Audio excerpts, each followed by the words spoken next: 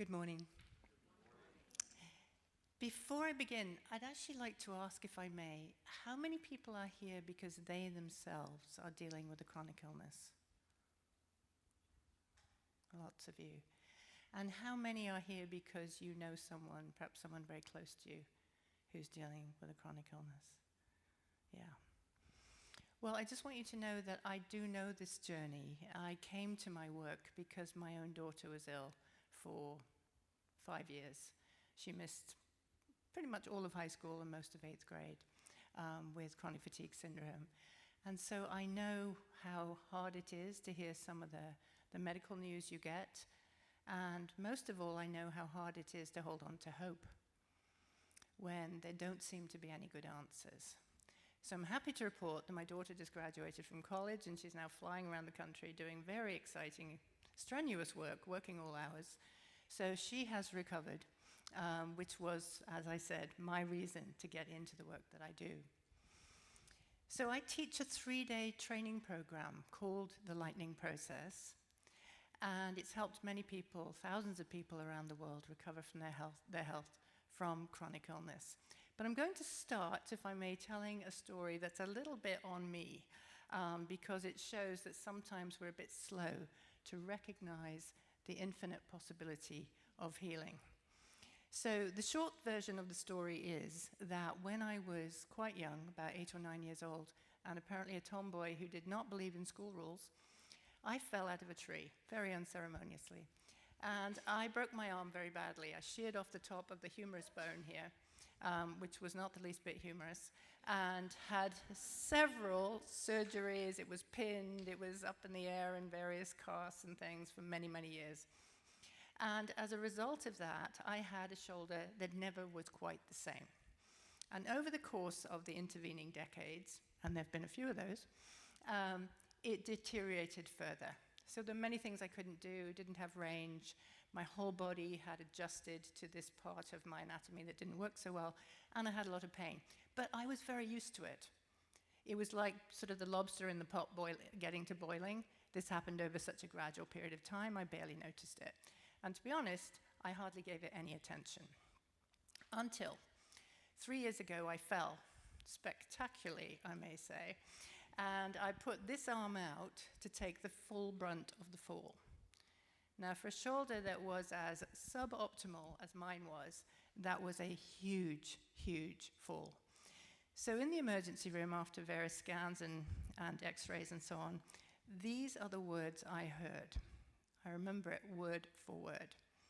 "We've never seen a shoulder like this. We don't know if it's broken or dislocated, or both. There's nothing we can do for you. You're going to have to see the top shoulder specialist." So I dutifully went and was told in no uncertain terms that the only answer for me, if I wanted to have any movement in this arm, and if I wanted to be pain-free, the only answer was to have rather drastic surgery of an reverse shoulder replacement known as last resort shoulder replacement, which I didn't think sounded very appealing. Nevertheless, I signed up because I thought there's nothing else to do. Otherwise, I'm going to have what I had then, which was this completely useless arm that hurt a whole lot. Then, you'll be glad to hear, I remembered something. I remembered that I had these amazing tools that I had been teaching to others. What would it be like, I thought, to apply these tools to my situation? So I went back to the physical therapist that I'd worked with off and on for years and said, "What do you think?" She said, "I'm not sure." By the way, any medical person who knew this story thought I was slightly insane, maybe a lot. But I persevered. So over the course of, I don't know how many months, even when I somehow snapped my biceps tendon in the same arm, which was not a particularly good move, since one of the issues, one of the many, was that this bone didn't want to stay seated in the joint.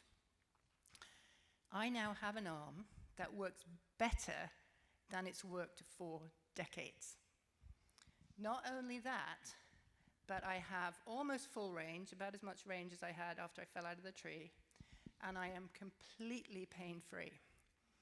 Even more significant is that I used to hold my body somewhat like this. People said it looked like you had a wounded wing, and it'd be like this. And if you notice, I'm completely square now. Same physical therapist, drastic injury, but this time I decide to use the tools I have, which are to use mind and body together to access all the healing power we have. So it's limitless what we can do when we marshal all the resources that we have. And one of our favorite images in the lightning process is the yellow rubber duck. And I'll tell you why. Yellow rubber ducks are designed to do one thing, other than give great delight in a children's bath. They float. They float supremely well. They are buoyant and they are resilient, just like the human body, mind, and spirit, which are designed to heal. So in the lightning process, one of the things we look at when people are dealing with chronic conditions is what's in the way of that natural healing process. Why in this particular case is the body not healing from an injury that maybe 2 years ago would have been one that was recovered from? So one of the things that we look at particularly is the fight or flight response. I'm sure you've all heard of that. We actually talk about this as the physical emergency response because of the amazing impact the fight or flight response has throughout our entire body. It pretty much hijacks our entire nervous system and creates all kinds of changes throughout the body. So it was designed for a time when there were wild animals running around, when we needed to have that superhuman capacity to escape or to fight, to get out of danger. And what it allows us to do is to turn on that amazing sympathetic nervous system that transmits all kinds of messages throughout our body, throughout our nervous system, so that we can access an enormous amount of energy and power to do things that we normally would not be able to do. The problem with that is that in today's world, there aren't too many tigers wandering around, but there are an awful lot of stresses, an awful lot of things in our daily lives, and perhaps in our histories, and perhaps in the way we learn to be in the world, that produce that same level of stress. And that stress is disrupting our autonomic systems. It's producing pain. It's accessing and triggering those pain pathways. And when you think about pain, I think everybody probably understands here that while pain is experienced excruciatingly sometimes in various parts of the body, it is actually produced in the brain. And we know this in part because people who have phantom limbs and they've lost a leg, say, will have terrible, terrible pain experiences from the very part of their body that doesn't even exist. It's being produced in the brain. And there's all kinds of body chemistry that explains all that. I'm not sure it'd be particularly useful to go into it. But the more these pain pathways are triggered, the stronger they get. And then the entire nervous system gets into a loop of triggering pain pathways when actually there's no need. As a doctor said at a conference in San Jose recently, the tissue is not the issue. It's what is the nervous system doing? What is the communication between the brain and the body doing? And very particularly, how is the brain responding to the information that it has? And then what messages is it sending out? So in addition to that, when the sympathetic nervous system, the fight or flight, is switched on, our beautiful healing system, the parasympathetic nervous system, is in the off position. It's not needed when we're fighting tigers or running away from tigers.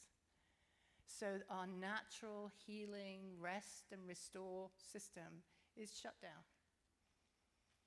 And when this is happening over long, extended periods of time, and when the brain gets stuck in this loop of responding as though there's an emergency happening all the time, this dysfunction will be profoundly changing how our bodies are operating.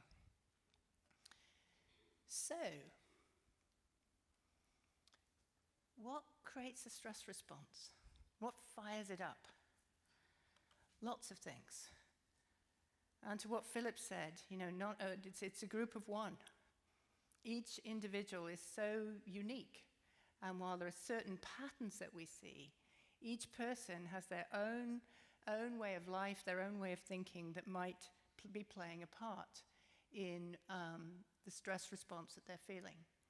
So it nearly always begins with some kind of injury, some kind of illness, or maybe a combination, or maybe perhaps just a prolonged stressful period in somebody's life. That's stressful. We're then told things. We go to doctors and are asking for help, which we don't necessarily get. That's stressful. We're not able to be in our lives the way we'd like to be. That's stressful. We start to think about our futures in a different way. That's stressful. So already we've got a stress loop starting. But then let's add to that. What about our environment? What about the environment we grew up in? What about our situation at home? What about our situation at school, if we're going to school? What about our thoughts? So it's estimated that we have, and there's a wide swing here, anywhere between 40 and 100,000 thoughts a day. That's a lot of thoughts. So the question is, what's the quality of those thoughts? What are we thinking to ourselves? And many of us are not thinking very positively, and our thoughts are constantly producing the same kind of despair about our situation. Beliefs are very important. I'll talk about them in a little bit too.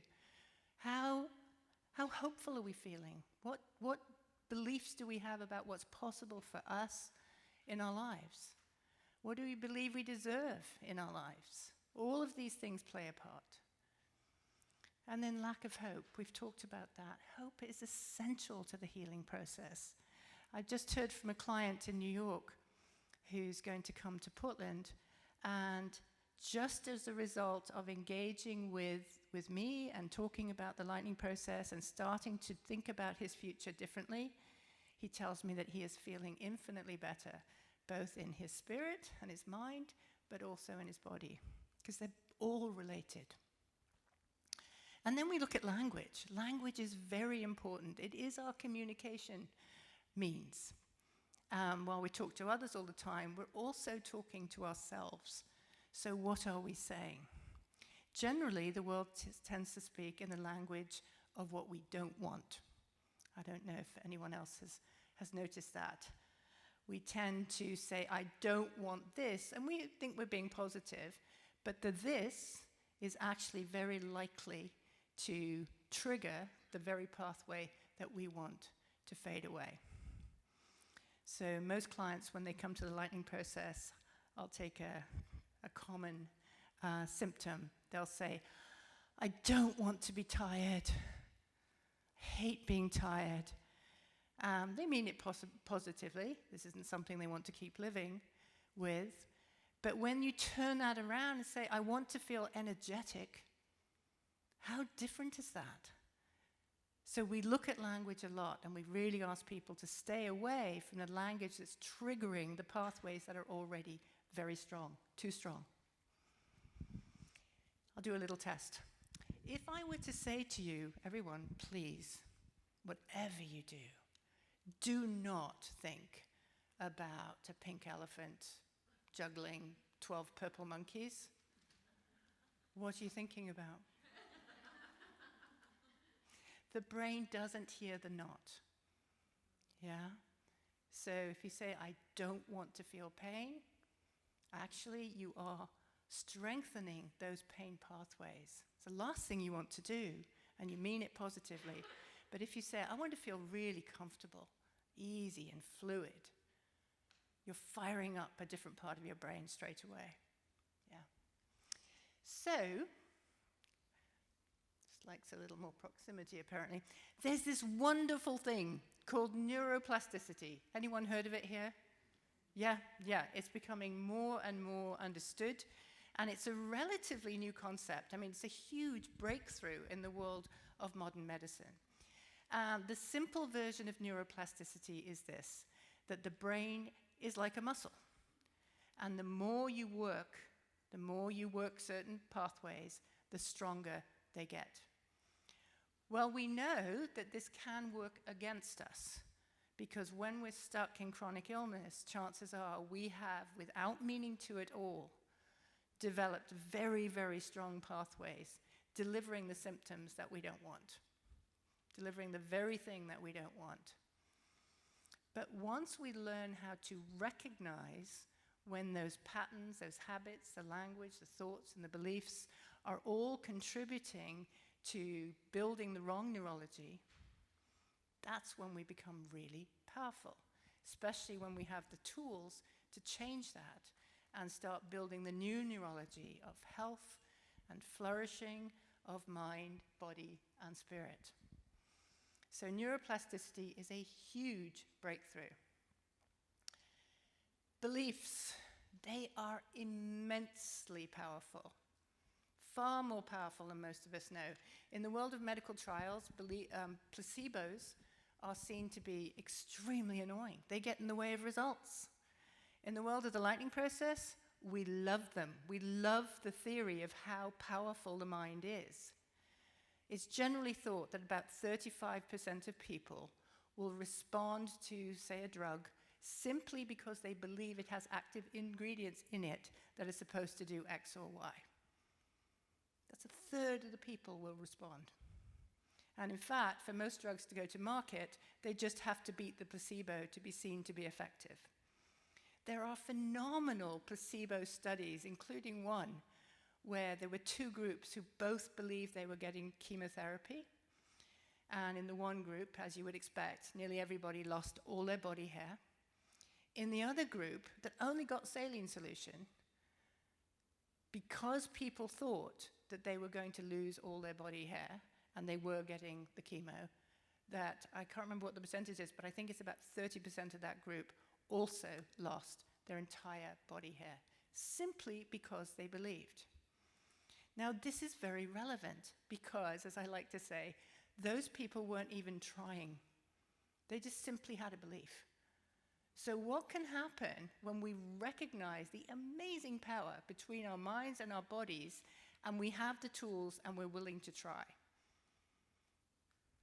If that can happen when we're not even trying. So beliefs are profound underpinnings to health and well-being, and we look at them all the time. So, what is the lightning process? It teaches people how to access that mind-body connection. And by doing so, to change our neurophysiology. By changing our brain, we change our body. So I'll just give you a quick overview of what it is.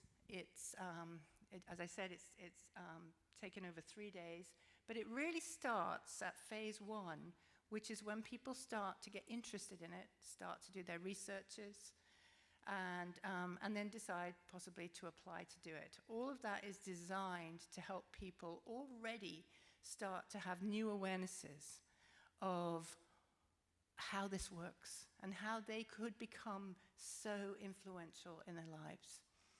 And then once people come to the training, having that understanding, they're even more ready to learn the tools that we teach.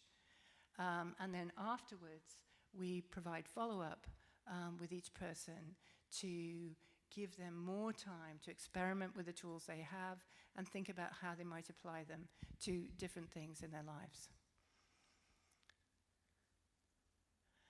So, in summary, some people say to me, well, can you just tell me what the 3 days are about? And I say, well, do you have 3 days? Because it is very interactive and it is quite difficult to sum up. But there's a lot of talk, as you would imagine, about the incredibly powerful mind-body connection.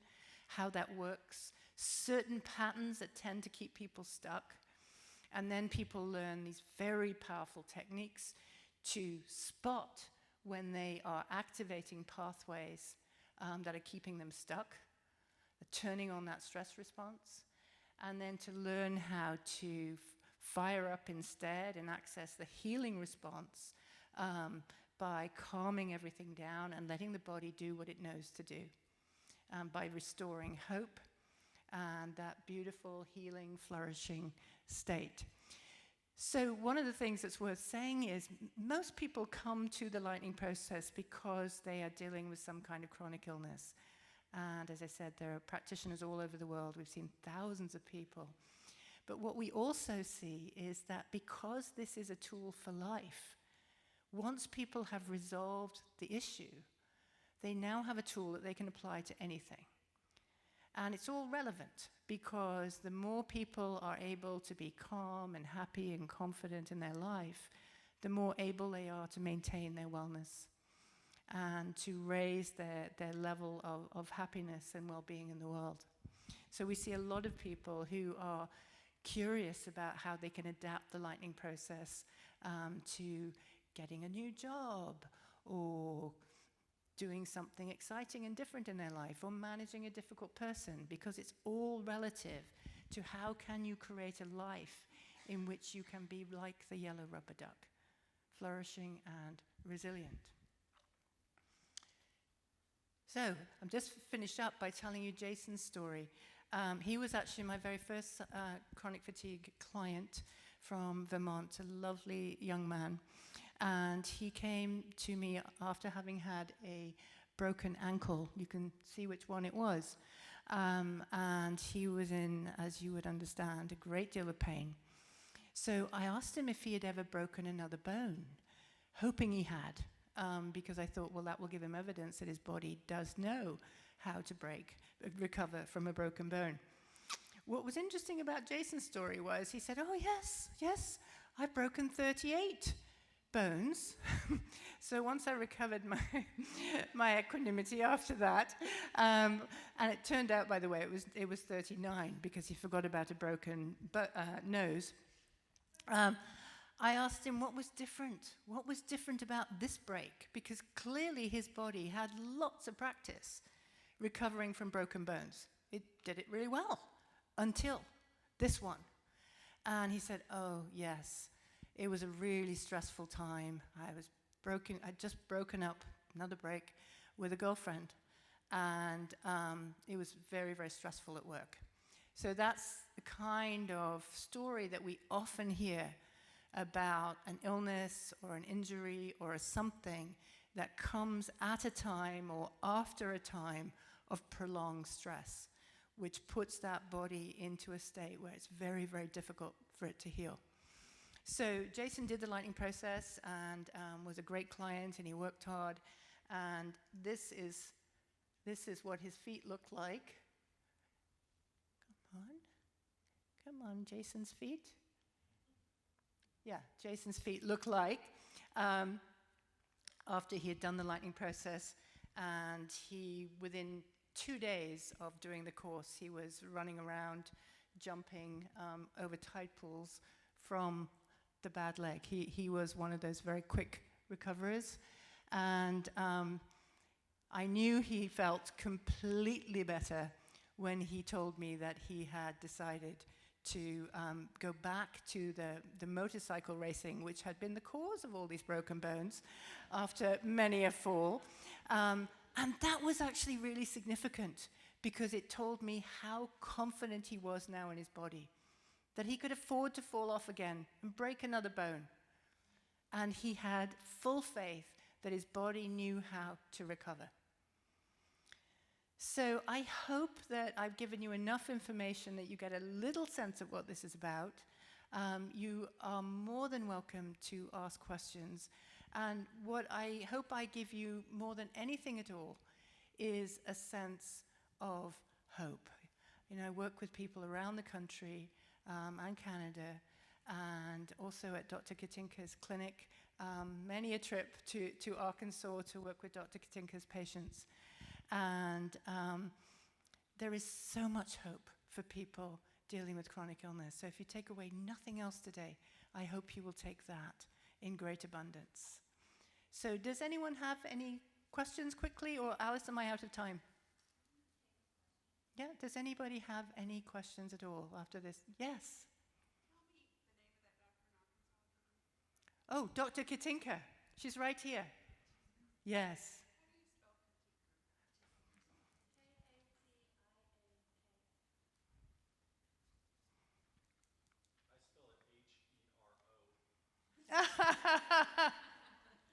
Nice. Yes. Yes. So what I will do afterwards is I have a sign-up sheet and just a little bit of information that you can take away with you. But if you sign up, what I will do is send you all some via email some information that'll give you what you need to sort of get started and decide if this is the thing for you. And I'll be around too if you want to talk to me. I'd be happy to, and you can also call me. I'm always happy to talk to people because this is a brand new idea. And so, you know, getting any kind of understanding of it is helpful for moving along the journey. Yes? That is such a great question. And as of my last training, this got more dramatic. So I'm really glad you asked it. So I can now say that I've worked with a client as young as 7, and as of week before last, as old as 84. So absolutely not. And the 84-year-old is, by the way, doing fabulously well. Yeah. Yes. Would it be correct to say that you have to name your stressors first? That would be a starting point with all of this? Having an understanding of what your patterns are is a wonderful start. And so I'm a big believer in preparation, and one of the things I do with people before the course is to engage with them, have them do exercises to get more insight about what is it that actually is in the way of the life they'd really like to be living. And those insights are tremendously helpful. It's a great question. Yeah. Am I done? Yeah. Oh, yeah. One more and then I will. Quick question. Is there any physical treatment in your program, or is it more like mindfulness, meditation, exercise in your head? Great question. Yeah, it's all in the head, but the body is involved somewhat. It's the main healing modalities that are part of this that have been woven together so brilliantly by Phil Parker from the UK, who developed this about 20 years ago. But the main healing modalities are neurolinguistic programming, which is all about language. That's partly why we pay so much attention to it. Hypnotherapy, life coaching. You become your own life coach, which is a tremendously powerful thing to be doing. We look at posture, we look at some osteopathic principles, we look at movement, but it's very gentle movement, and visualization. So all those things are woven together. And the actual lightning process takes about a minute or two, but it's within the backdrop of some really helpful philosophy and understanding.